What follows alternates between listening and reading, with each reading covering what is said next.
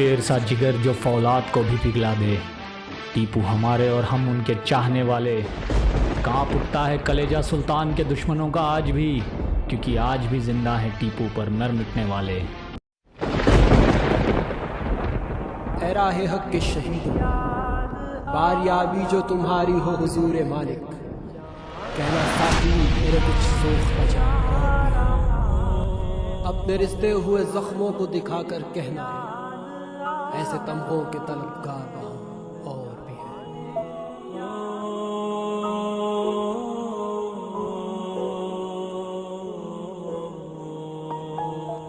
अस्सलामुअलैकुम दोस्तों, मेरा नाम है शफीक अहमद और थर्ड एंग्लो मैसूर वॉर के इस एपिसोड 6 में आप सबको खुशामदीद।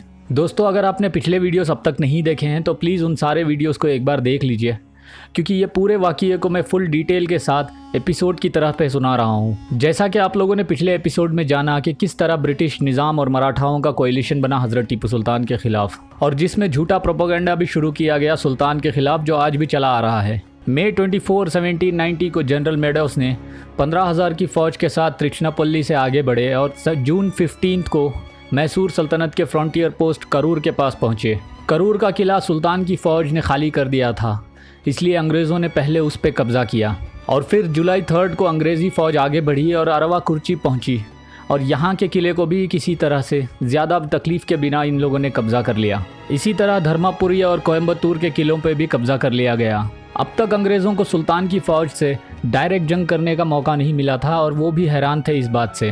कोयम्बतूर में जनरल मेडोस को पता चला कि सैयद साहब 4,000 के लश्कर के साथ देखनीकोटा के पास पहुँचे हुए हैं और देखनीकोटा कोयम्बतूर से लगभग 200 मील दूर था। सुल्तान ने सैयद साहब को भेजा था ताकि वो अंग्रेज़ों की कम्युनिकेशंस और खाने पीने की लाइंस को हमला करके किसी तरह से अंग्रेज़ों को लाचार कर सके मैसूर फ़ौज के सामने। जैसे ही मेडोस को सैयद साहब के बारे में पता चला, उसने फ़ौरन कर्नल फ्लॉयड को एक बड़ी फ़ौज के साथ किसी तरह से सैयद साहब को भवानी नदी के पीछे ही रोक देने के लिए कहा और उसी तरह कर्नल फ्लॉयड ने सैयद साहब को चकमा देते हुए उन पे पीछे से अटैक करना शुरू कर दिया, जिसकी वजह से सैयद साहब को मजबूरन भवानी नदी के उस पार गजलहट्टी से दूर हट के रुकना पड़ा। ये बहुत बड़ी गलती कर दी थी सैयद साहब ने, जिसकी वजह से पूरी साउथ का इलाका अंग्रेज़ों के हाथ में चला गया था। इस गलती पर सैयद साहब को सुल्तान ने बहुत डांटा था। अगस्त 5 को कर्नल स्टुअर्ट को एक स्ट्रांग फौज के साथ भेजा गया दिंडीगुल, जो 112 मील दूर था, उस पर कब्जा करने के लिए। दिंडीगुल का किला एक बहुत बड़े पत्थर के पहाड़ पर मौजूद था, जिसके 3 तरफ पत्थरों की खाई थी और सिर्फ एक तरफ ईस्टर्न वॉल की तरफ से सीढ़ियाँ थी जो ऊपर किले तक जाती थी। इस किले में लगभग 800 सिपाही थे और उनके कमांडर थे हैदर अब्बास। कर्नल स्टुअर्ट अगस्त 16 को दिंडीगुल पहुंचे और उन्होंने किले के कमांडर हैदर अब्बास को एक पैगाम भिजवाया कि अगर उन्होंने किले को अंग्रेज़ों के हवाले कर दिया और सरेंडर किया तो अंग्रेज़ उन्हें और उनके माल फैमिली के साथ सही सलामत कहीं भी जाने का मौका दे देंगे, और अगर उन्होंने इस बात को नहीं माना तो उन्हें सज़ाए मौत दी जाएगी। ये बात सुनकर किले के कमांडर हैदर अब्बास ने जवाब दिया कि कह दो अपने अंग्रेज़ी जनरल्स को कि मैंने अपने सुल्तान के किले को उनके हवाले नहीं करना, और अगर किसी ने इस किले को लेने की कोशिश की तो मैं उसे तोप के सामने बांध कर उड़ा दूंगा। हैदर अब्बास का ये जवाब सुनकर कर्नल स्टुअर्ट ने अपनी तरफ से तोपों के हमले शुरू कर दिए और 2 दिन तक लगातार तोपों को चलाने के बावजूद भी उस किले की सिर्फ एक छोटी सी दीवार को ही गिराया जा सका, क्योंकि किला बहुत ऊंचाई पे बनाया गया था और वहाँ तक तोप के गोले जाते जाते बेअसर हो जाते थे।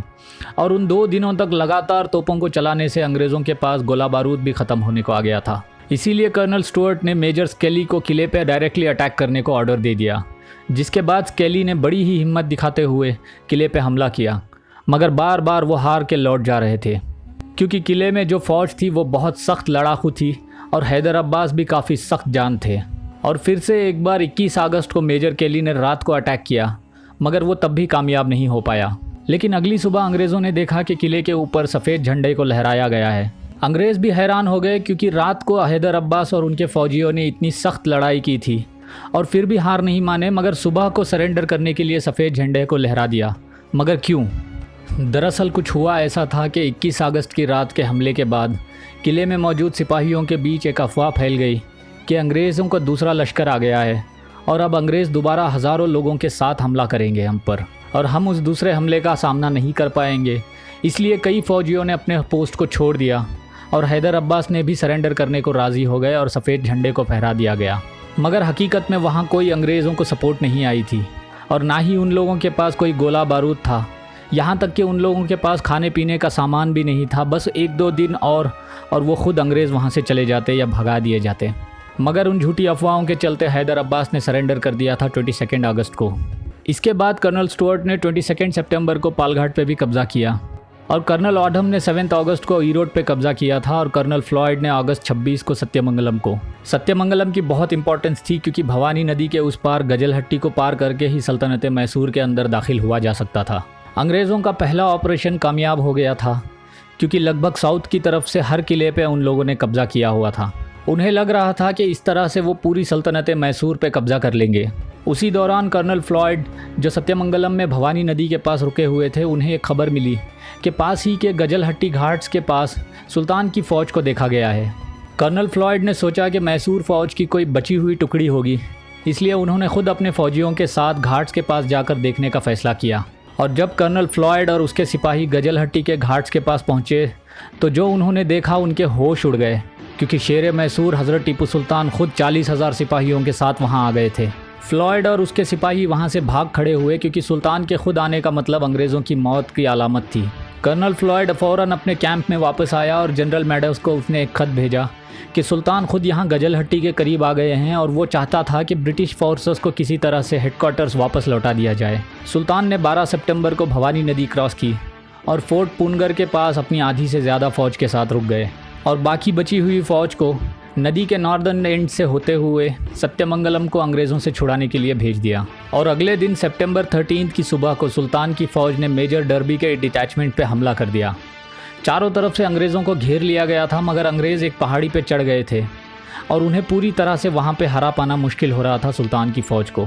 तभी वहाँ मेजर डर्बी की मदद करने के लिए कर्नल फ्लॉयड की फ़ौज पहुँच गई और मेजर डर्बी और उसके कुछ सिपाहियों को वहाँ से बचा के निकालने में कामयाब रहे। सुल्तान की फ़ौज ने अपनी पूरी ताकत के साथ उस जगह पे लड़ाई की, मगर वो इलाका और उसके आसपास इतना घना जंगल से घिरा हुआ था कि वो 2 या 3 फुट से आगे नहीं देख पा रहे थे। इस हमले के फ़ौरन बाद सुल्तान ने वेस्ट की तरफ से कर्नल फ्लॉयड के ऊपर हमला शुरू कर दिया, जो भवानी नदी के किनारे कैंप लगाए हुए था।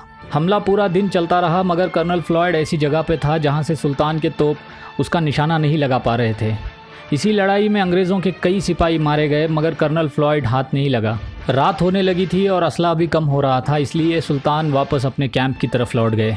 उसी रात कर्नल फ्लॉयड और उसके सभी अंग्रेज़ ऑफिसर्स ने रात के अंधेरे में एक वार काउंसिल रखी और ये डिसाइड किया गया कि सुल्तान के दूसरे हमले में वो बच नहीं पाएंगे, इसलिए फ़ौरन सत्यमंगलम को छोड़ के कोयम्बतूर भागा जाए। और अगली सुबह होने से पहले ही अंग्रेज़ों ने अपने कुछ तोप और खाने पीने का सामान छोड़कर कोयम्बतूर की तरफ भाग गए। जब सुल्तान को इन भगोड़े अंग्रेज़ों को इस तरह से भागने के बारे में पता चला तो वो उनका पीछा करना चाहते थे, मगर तेज़ बारिश की वजह से वो जा ना पाए। और जब अगली सुबह बारिश थोड़ी कम हुई तो सुल्तान ने चलने का हुक्म दिया, लेकिन उनके कई सिपा सालारों ने सुल्तान से इल्तिजा की कि हुजूर, सिपाहियों ने 2 दिन से खाना नहीं खाया है और कल रात के इस बारिश के चलते कोई खाना पका भी नहीं सका था, इसलिए थोड़ी मोहल्लत दे दी जाए, खाना खा के फ़ौज कूच करेगी। सुल्तान ने सिपाहियों की ये बात सुनकर उन्हें खाने की मोहल्लत दे दी और सुबह लगभग 10 बजे सुल्तान ने अपनी लाइट कैवलरी को अपने साथ लिया और बाकी फ़ौज को खाना खाकर उनके पीछे आने का हुक्म देकर कर्नल फ्लॉयड पे हमला करने के लिए निकल पड़े। और थोड़ी ही देर में वापस भाग रही कर्नल फ्लॉयड और उसकी फ़ौज पे हमला शुरू कर दिया गया। इस हमले में कई अंग्रेज़ों को मार दिया गया और उनके सारे सामान को भी पकड़ लिया गया था। इसी बीच सुल्तान की बाकी फ़ौज भी वहां आ गई और लगभग 2 बजे के करीब अंग्रेज़ों पे ताबड़तोड़ हमले शुरू कर दिए गए। इन हमलों के बावजूद कर्नल फ्लॉयड और उसके सिपाही भाग ही रहे थे और लगभग शाम के 5 बजे चयूर गांव के पास सुल्तान की फ़ौज ने कर्नल फ्लॉयड को चारों तरफ से घेर लिया और इस जगह पे घमासान लड़ाई शुरू हो गई। सुल्तान जीत हासिल कर ही चुके थे कि उनके पास एक खबर आई कि उनके साले और बचपन के दोस्त बुरहानुद्दीन इस लड़ाई में शहीद हो गए। सुल्तान ने बुरहानुद्दीन की मौत की खबर सुनकर जंग को वहीं पर रोक दिया और उस रात वो वहीं रुके। तो दोस्तों, आज की वीडियो में बस इतना ही। मैं मिलूँगा आपसे अगली वीडियो में आगे की कहानी के साथ। तब तक आप अपना बहुत सारा ख्याल रखिए, मुझे इंस्टाग्राम पे फॉलो करिए और प्लीज़ प्लीज़ प्लीज़ मेरे इस चैनल को सब्सक्राइब करिए। अल्लाह हाफिज़।